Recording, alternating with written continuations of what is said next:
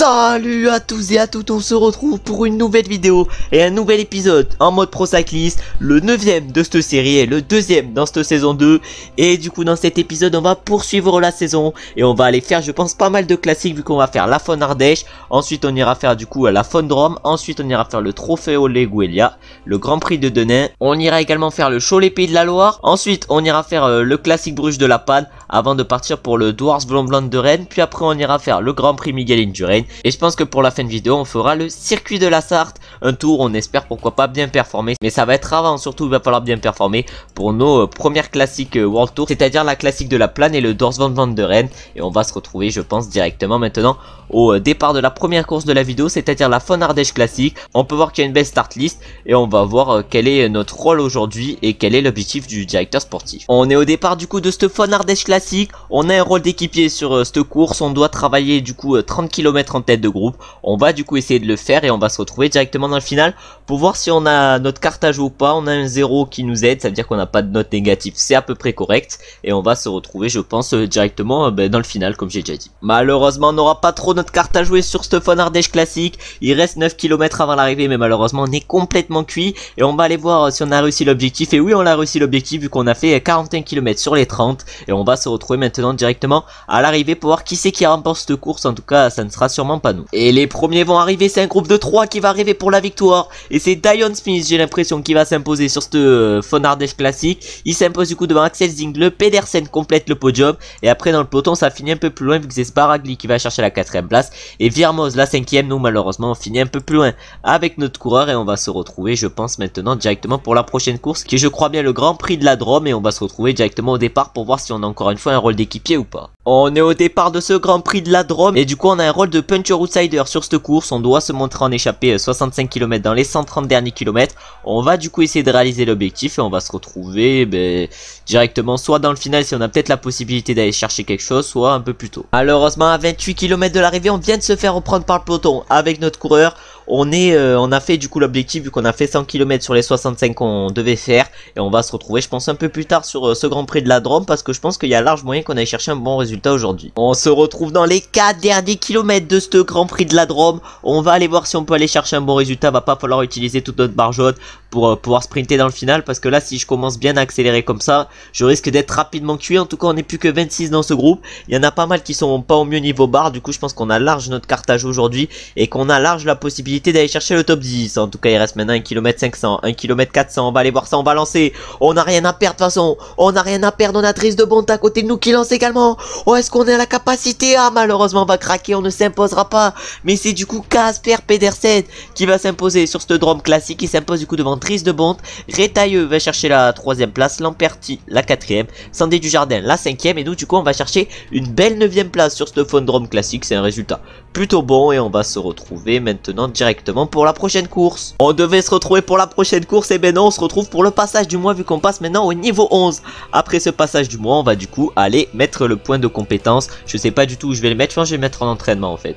Ouais, je vais mettre le dernier point en entraînement, comme ça on pourra être en forme limite toute la saison. Et maintenant on va se retrouver du coup maintenant pour la prochaine course, c'est à dire le Trofeo Leguelia où on va se retrouver directement au départ. On est au départ du Trofeo Leguelia. On a un rôle d'équipier mais on a un beau plus 4 sur cette course. On a peut-être la possibilité d'aller chercher un bon résultat parce qu'avec ce plus 4 ça nous fait un petit 75 vallons, c'est intéressant. Je pense que sur cette course on a peut-être la possibilité d'être assez bon. Et je pense qu'on va se retrouver du coup directement dans la première montée, le Cola Micheli, la première montée des montées qui va s'enchaîner du coup. Comme annoncé on est là pour la première montée du Cola Micheli, c'est à 30 km de l'arrivée. On va aller voir s'il se passe pas mal de choses dans ce Trofeo Leguelia et on va essayer nous de bien gérer avec notre coureur pour aller chercher un bon résultat. On a réalisé le travail d'équipier vu qu'on a fait 38 km sur les 25 et maintenant c'est que du bonus. Et maintenant on va jouer notre 4 perso pour aller chercher un bon résultat. On arrive maintenant dans la deuxième montée du Cola Micheli. On est encore 68 dans le peloton, ça a pas trop pété dans la première montée. Il reste moins de 20 km et ça commence à accélérer.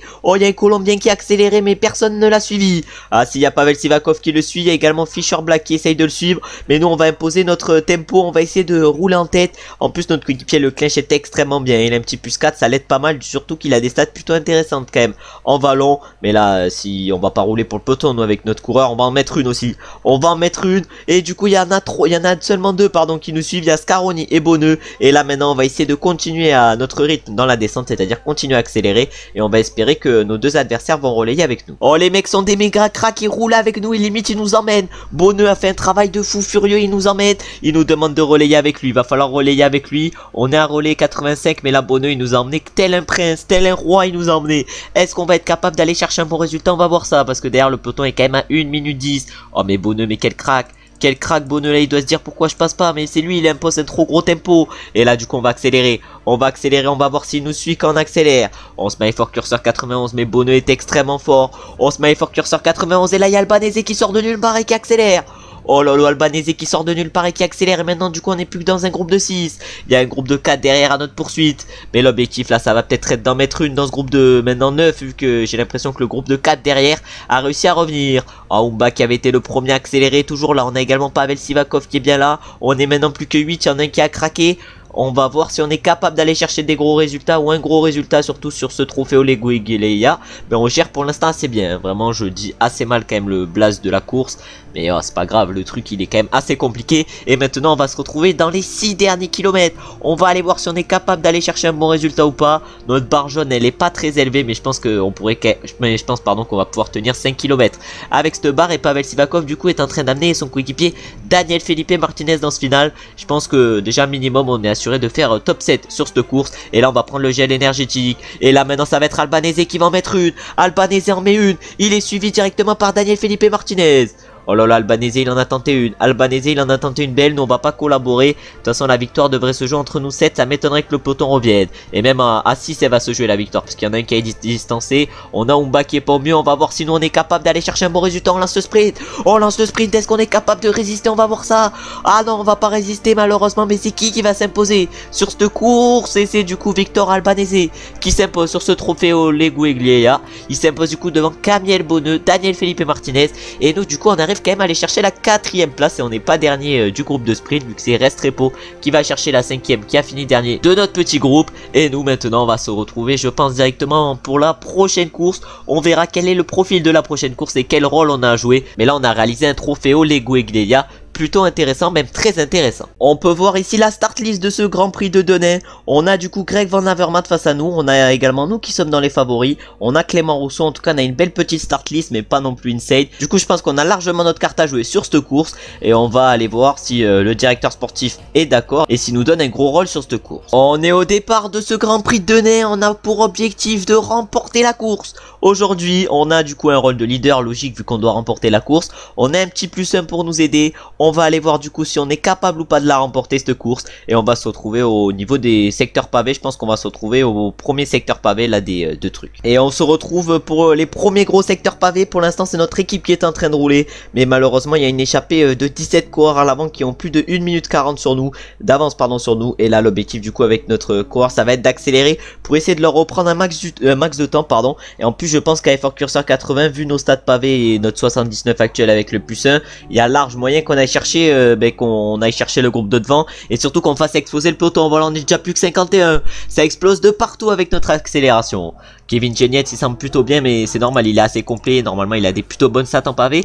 Par contre le -2 doit pas lui faire du bien aujourd'hui. En tout cas notre effort curseur 80 fait péter pas mal de monde. Il sent encore 17 devant mais ça a totalement explosé dans le peloton. On est maintenant plus que 49. Et ça accélère devant pour différents favoris. C'est qui a accéléré? J'ai l'impression que c'est Kevin Genietz qui a accéléré avec Casper Pedersen. Nous on va rester pour l'instant avec les Saint-Michel Aubert 93. Je pense qu'ils vont emmener un gros tempo du coup. Je pense que c'est la bonne idée de les suivre. Bon là on rentre dans des maisons, tout va bien. Et on va se retrouver du coup maintenant pour les prochains secteurs, des prochains secteurs où on va encore une fois accélérer avec notre coureur. Et là maintenant c'est Olivier Lega qui accélère pour la Groupama FDJ suivi par Clément Rousseau qui a la Saint-Michel. Bon ça c'est une petite surprise quand même. Après on a Mozzato qui a suivi, on a suivi pardon. On a Damien Touzé également et nous on a Effort Cursor 85 derrière. Et l'objectif ça va être d'accrocher leur groupe. Il y a également deux autres coureurs de la Groupama qui ont suivi, c'est-à-dire Jacobs et Lienhard.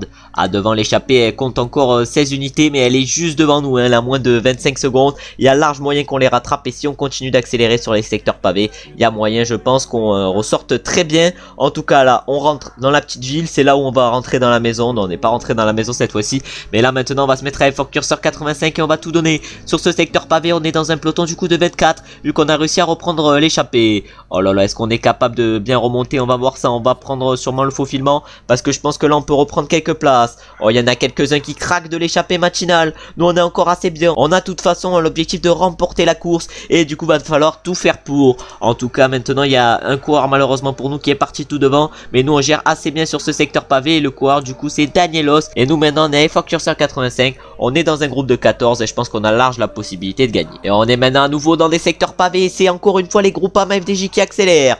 Oh, malheureusement, il y a un groupe de 3 qui s'est réuni devant. Du coup, ça risque d'être compliqué d'aller les chercher. À nous, faut qu'on arrive à attraper ce groupe. Faut qu'on arrive à attraper ce groupe. On rentre dans les maisons encore une fois. Et normalement, on devrait le rattraper, le groupe. Normalement, on devrait rattraper le groupe de 3. C'est bon, on l'a fait. Et maintenant, ça continue d'accélérer avec Van Hug, Van Gestel, Lienard, Russo ou encore Damien Touzé. Ça accélère bien devant. On a réussi à distancer un groupe derrière de 26 coureurs. Et l'objectif, ça va être d'accrocher de ce groupe si on va aller chercher un gros résultat. On se retrouve dans les 5 derniers kilomètres. On n'est plus que 8 dans ce groupe. Mais nous, actuellement, avec notre coureur, on est complètement cuit. Et du coup, ça va sûrement être Van Gestel qui va aller s'imposer, parce que nous, malheureusement, c'est sûr et certain, on ne pourra pas le suivre et l'objectif va être impossible à aller chercher, malheureusement. Maintenant, c'est Hugo Hofstetter qui accélère parce que le groupe de derrière a réussi à nous revenir dessus.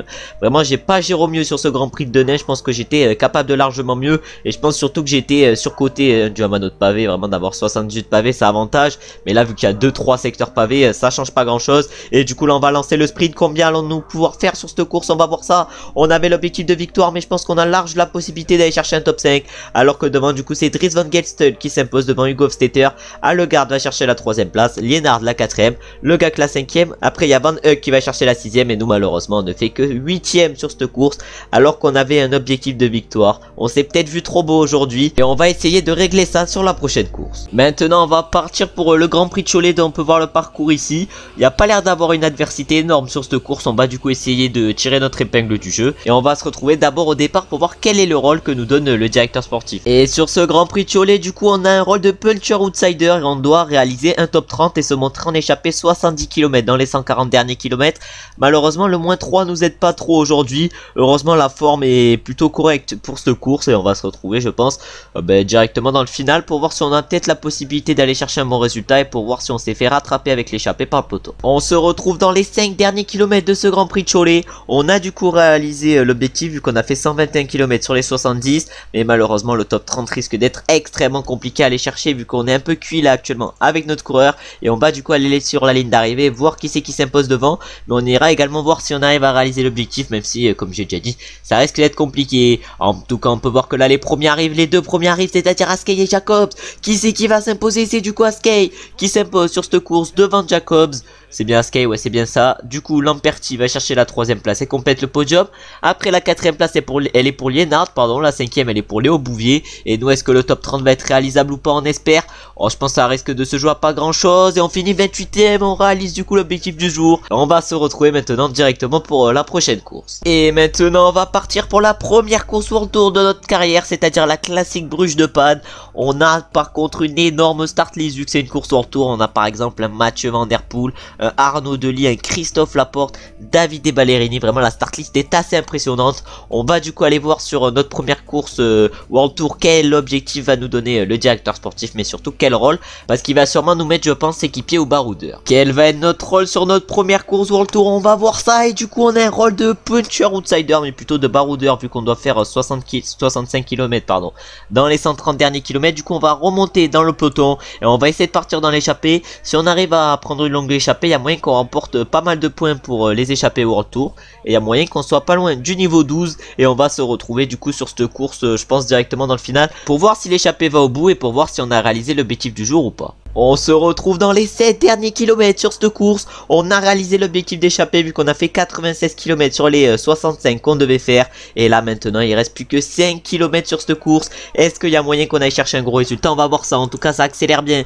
avec notamment Van Der Horn. Van Der Poel qui figurait parmi les favoris, je ne sais pas du tout pourquoi, parce que cette course est totalement plate. Elle va se jouer au sprint, on verra qui c'est qui va gagner. En tout cas ça m'étonnerait que ça soit nous. Nous on est quand même pas trop mal placé. Est-ce qu'on est capable d'aller chercher un assez bon résultat, c'est-à-dire un top 10? 10, vu que ça nous donnerait quelques points en vue, de progresser au niveau 12. Et du coup maintenant on va commencer à accélérer bientôt. On commence à accélérer, on va aller voir qui c'est qui va s'imposer sur cette course. Ça va sûrement être un sprinter, mais lequel? Et ça va être, je crois bien, Davide Ballerini qui va s'imposer sur ce classique Bruges de la Panne. Il s'impose du coup devant le français Sandy Dujardin. Mathieu Bostock va chercher la 3ème place, Marie Hofer la 4ème, Marit la 5ème. Notre coéquipier Tamino va chercher une très belle 7ème place. Et nous on finit du coup 21ème malheureusement sur cette course. Et on va aller voir combien de points nous a rapporté cette course, parce que je pense qu'elle nous en a rapporté pas mal. Avec l'échappée faite et la 21ème place, combien vont-nous remporter de points? On a remporté du coup 20 points pour notre première course terminée en World Tour, et on a remporté du coup 6 points pour les 96 km. Dans les 65 derniers kilomètres, ça nous fait maintenant seulement 66 points. Et on va se retrouver maintenant pour la prochaine course, qui sera encore une fois une course pavée. Et on va aller voir quelle est la start list sur cette course. On va arriver en pic de forme pour cette deuxième course en World Tour d'affilée. Et est-ce qu'on va être capable d'aller chercher un bon résultat sur ce Dwars Don Blanc de Rennes? On va aller voir ça. Mais d'abord on va aller voir la start list, énorme start list avec du Mathieu Van Der Poel, du Dylan Van Baarle, du Wout Van Aert. Vraiment ça risque d'être compliqué d'aller chercher un bon résultat, et on va du coup aller voir au départ quel est notre rôle sur cette course, mais je pense qu'on sera pas leader clairement. On a vu qu'il y avait une sacrée start list sur cette course, et nous on a un rôle de leader outsider, on a un beau +3 pour nous aider aujourd'hui. On va du coup avoir des stats intéressantes, on n'a pas d'objectif particulier par contre, mais on va essayer de faire une grosse course et on va se retrouver une fois que la course se lance et une fois qu'il commence à y avoir des attaques et tout. Et ça commence à accélérer à 32 km de l'arrivée. Les principaux favoris viennent d'accélérer avec Mathieu Van Der Poel, Wout Van Aert, etc. On a également Yves Lampaert qui a accéléré, mais en tout cas ils ont tous accéléré devant. On a Christophe Laporte, nous, qui emmène notre groupe à peu près, avec Bullens dans la roue et Clément Rousseau. Il y a moyen qu'avec Fort Curseur 85 pendant longtemps on puisse aller les chercher, surtout que les secteurs pavés c'est clairement notre point fort avec notre 78 pavés. Et encore avec le +3 ça nous fait 80 pavés, c'est à dire que c'est là où on va pouvoir, je pense, reprendre le plus de temps. On se fait malheureusement un peu gêné. Oh mais Tamino il a quoi? Tamino il est leader maintenant d'un coup. Oh mais allez, c'est incompréhensible. En tout cas on est dans un groupe de 45 coureurs. Devant il y en a, ils essayent de se faire la malle, mais pour l'instant ils n'ont pas réussi à partir.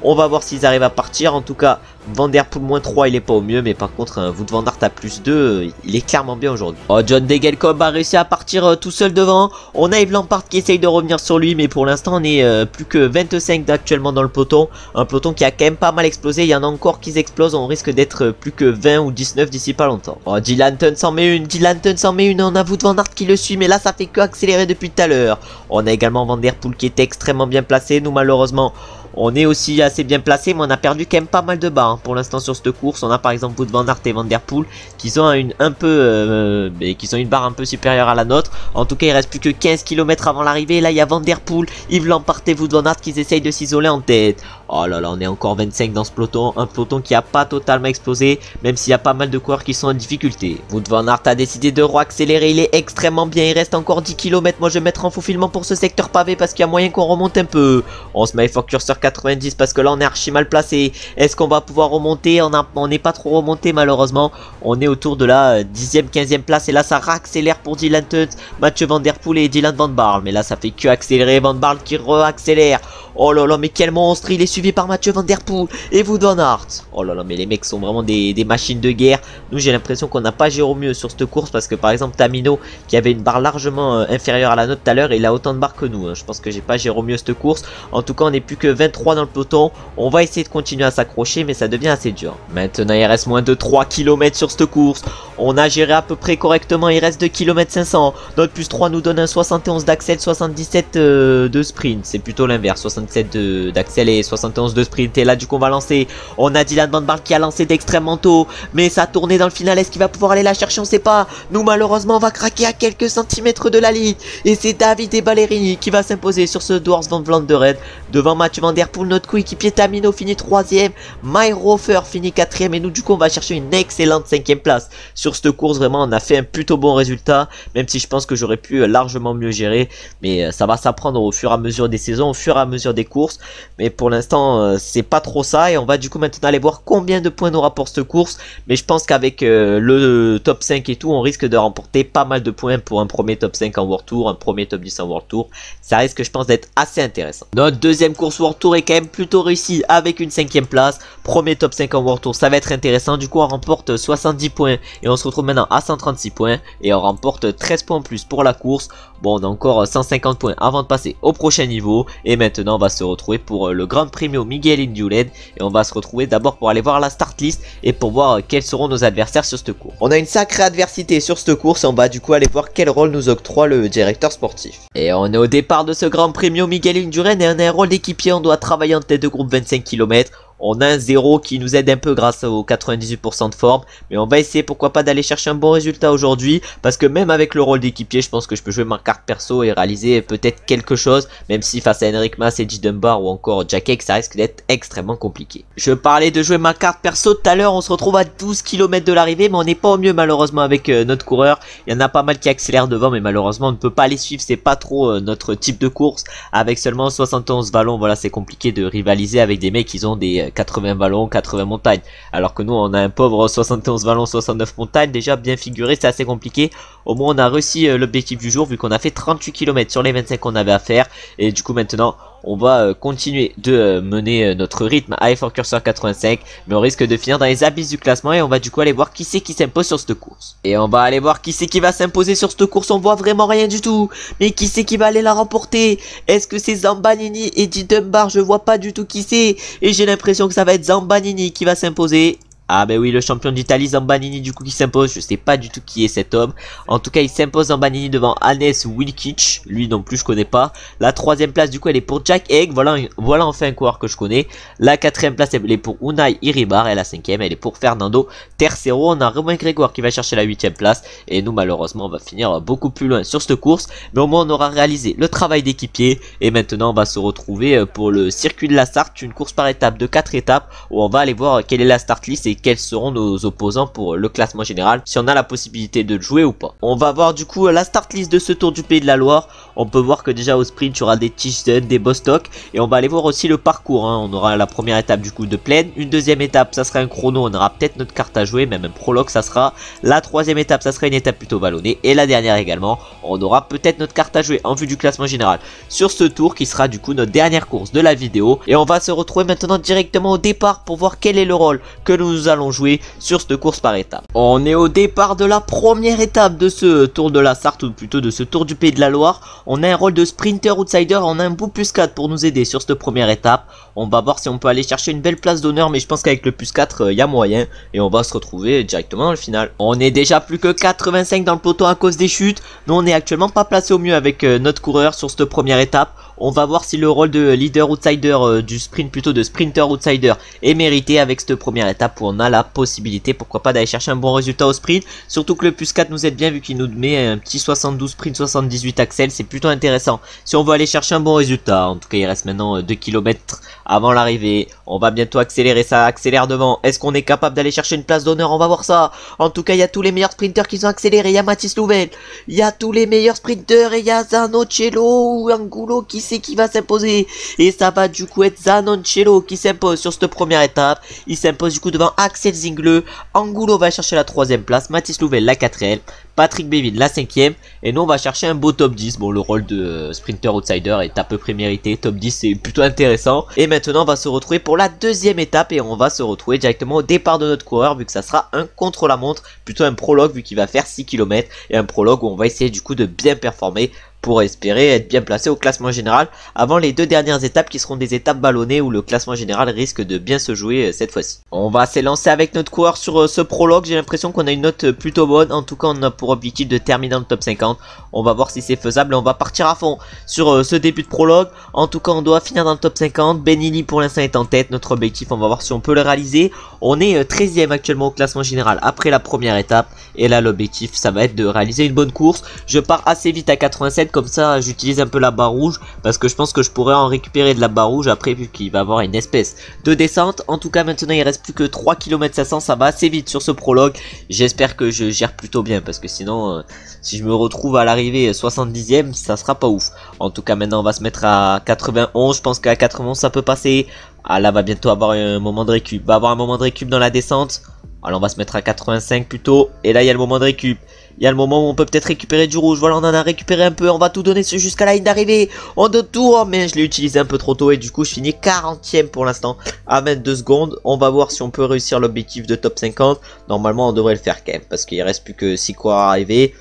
Ah oui, je recule un peu quand même là. Hein. Non, c'est bon, le top 50 est assuré, on finit 44e sur cette course, et c'est du coup Benili qui s'impose devant Bento et Miles Cotson. En tout cas, belle victoire d'étape pour Benili. Bento il fait que 2ème malheureusement pour lui, et nous on a dû remporter quelques points avec cette place d'honneur, avec cette 45e place, alors qu'on avait pour objectif de top 50. Et maintenant on va se retrouver pour la 3ème étape, pour voir si on a encore un rôle de sprinter outsider ou s'il a évolué un peu. On est maintenant au départ de la 3ème étape, on a un rôle d'équipier, il a un peu évolué mais malheureusement dans le mauvais sens. On doit du coup travailler en tête de groupe 30 km, on a un beau plus 4 pour nous aider sur cette étape si on veut jouer notre carte perso. Je pense que c'est ce qu'on va faire dans le final, et on va se retrouver du coup directement dans le final pour voir si de 1 on a réalisé l'objectif d'équipier, et de 2 si on est capable d'aller chercher un bon résultat. On est dans les 18 derniers kilomètres de cette 3ème étape de ce Tour de la Sarthe. On a réalisé l'objectif, vu qu'on a fait 37 km en tête de groupe sur les 30 qu'on avait à faire. On a du coup réalisé l'objectif d'équipier, et maintenant on va voir si on est capable ou pas d'aller chercher un bon résultat sur cette étape. Pour l'instant c'est l'Arca Samsic qui mène devant, avec notamment Mathis Louvel, sûrement pour Guarnalec qui semble extrêmement bien. Nous on est pour l'instant plutôt bien passé, mais il reste 15 km, il va falloir être bien placé, surtout dans le final et au pied de la montée finale. En parlant de montée finale, nous y voilà dans la montée finale, et c'est toujours Mathis Louvel qui impose le tempo devant. Il a l'air extrêmement fort, même s'il lui reste plus beaucoup d'énergie. Il a Van de Belle juste dans la roue. Après il y a Tabellion qui est juste derrière, mais Tabellion il est un peu cuit. On va voir si on a peut-être notre carte à jouer sur cette 3ème étape. On est encore bien, il reste encore 3 km avant l'arrivée. On a, il y en a une bonne barre, pardon, excusez-moi. On a un beau plus 4 pour nous aider. On a un beau 72 sprint, 78 accel avec le plus 4. Et il va falloir du coup en profiter. Et là ça commence déjà à accélérer, avec notamment notre coéquipier Tabellion. Ah non, on prend le relais à Tabellion. On prend le relais à Tabellion, et là il y en a un qui va accélérer. Il y en a un qui va accélérer avec les manches en poussin, qui est à l'Arcaea. C'est un peu surprenant, mais est-ce que nous on est capable d'aller chercher un bon résultat? On semble très fort, on va pas les s'imposer, mais sûrement le podium sur cette 3ème étape, où ça va être Viermoz ou Smith qui va s'imposer. Et j'ai l'impression que ça va être Alexis Viermoz qui va s'imposer sur cette 3ème étape, du coup devant Dion Smith. Nous on va chercher le podium et la 3ème place sur cette 3ème étape. Bonamour va chercher la 4ème place, et c'est Dorian Golodon qui complète le top 5. En tout cas très bon résultat pour nous sur cette 3ème étape. Je m'attendais clairement pas à faire un podium, et pourtant je le réalise. Et maintenant sur la dernière étape, qu'un seul objectif, c'est la gagner. On est au départ de la 4ème et dernière étape de ce circuit de la Sarthe. On a un rôle de classement par points sur cette dernière étape, mais nous l'objectif, comme j'ai dit juste avant, ça va être d'aller chercher la victoire d'étape, et on va se retrouver du coup directement dans le final pour voir si on en est capable. On est dans les 10 derniers kilomètres de cette dernière étape du Tour de la Sarthe. Malheureusement ils sont 5 devant, 5 échappés, et le maillot jaune là par contre vient d'être distancé dans ce groupe. On a peut-être la possibilité d'aller reprendre quelques places au classement général avec cette étape. En tout cas il reste encore 6 km avant l'arrivée. L'échappée j'ai l'impression qu'ils sont pas bien, hein, vraiment les échappés j'ai l'impression qu'ils sont un peu cuits. On a Pierre Latour qui en a mis une belle, Pierre Latour qui est un peu parti avec son beau plus 3. Ça doit l'aider un peu, et du coup maintenant on va se mettre à effort curseur 90, et on est pour l'instant assez bien placé. 4 km, on revient plus qu'à 40 secondes des hommes échappés. Ah, maintenant on se met à effort curseur 90, on a Dorian Godon qui accélère. Dorian Godon il semble extrêmement fort également. Nous on est fort, mais Dorian Godon le semble également. Oh là maintenant ça va monter. Et les échappés, on va revenir sur une vitesse ahurissante, j'ai l'impression. Les échappés ils ont plus aucune énergie, on est plus que 32 dans notre groupe. On va bientôt aller lancer le sprint, et ça lance le sprint d'abord pour Pierre Latour. Est-ce qu'on est capable d'aller chercher un gros résultat? Est-ce qu'on est capable de battre les hommes échappés? On va voir ça, malheureusement on va se faire doubler par les hommes du peloton. Et ça va être devant Wackerman, Luca Wackerman qui va s'imposer sur cette dernière étape devant Sergio Merit. Dion Smith va chercher la 3ème place, Jacopo Mosca la 4ème, Clément Russo la 5ème, et nous on va chercher une belle 6ème place sur cette dernière étape. Mais malheureusement je pense qu'on aurait pu faire large mieux, mais je pense que j'ai quand même assez bien géré dans le final. Et on va maintenant aller voir les podiums de ce Tour du Pays de la Loire. Et en premier sur les podiums on peut voir le vainqueur de l'étape qui est Luca Wackerman, comme on a pu le voir juste avant. Ensuite au classement général du coup Bento s'impose juste à égalité avec Alexis Viermoz, et Sconson qui finit 3ème. Nous malheureusement on figure pas pas dans ce classement. Ensuite, au classement du meilleur grimpeur, là c'est Luca Wackerman qui s'impose devant Henneken. Nous on est 6ème au niveau de ce classement. Au classement par points, c'est Bento qui s'impose. Nous on est 4ème. Au classement des jeunes, pour finir, nous on est 7ème et c'est Elmos qui s'impose. Bon, on aura été bon nulle part sur ce Tour de Pays de la Loire. On aura été correct, on aura réussi à aller chercher un podium, mais pas largement mieux. Et du coup, on remporte 7 points en plus après ce tour. Et on se retrouvera dans la prochaine vidéo pour essayer de passer au niveau 12, où on aura du coup une progression des caractéristiques ou du potentiel. En tout cas, merci d'avoir regardé la vidéo jusqu'à la fin. J'espère qu'elle vous aura plu, même si je crois qu'on n'a pas réussi à aller chercher de victoire. Là ça commence à devenir une petite disette. On va essayer de reprendre la victoire dans la prochaine vidéo, avec par exemple déjà le Tour de Bretagne qu'on avait survolé la saison dernière. On verra si on est capable de le survoler encore une fois cette saison. En tout cas, si la vidéo vous a plu, vous savez ce que vous avez à faire comme d'habitude, c'est-à-dire liker, commenter et vous abonner. On se retrouve maintenant mercredi ou samedi prochain pour une nouvelle vidéo en mode pro cycliste sur PCM 2022. Et on peut se retrouver, si vous êtes curieux, sur NGL Biathlon jeudi ou dimanche prochain pour continuer notre carrière avec notre biathlète. Un biathlète qui commence vraiment à être extrêmement intéressant. J'espère que vous avez passé une bonne journée ou vous êtes en train de passer une bonne journée. À très bientôt. Ciao, ciao, ciao.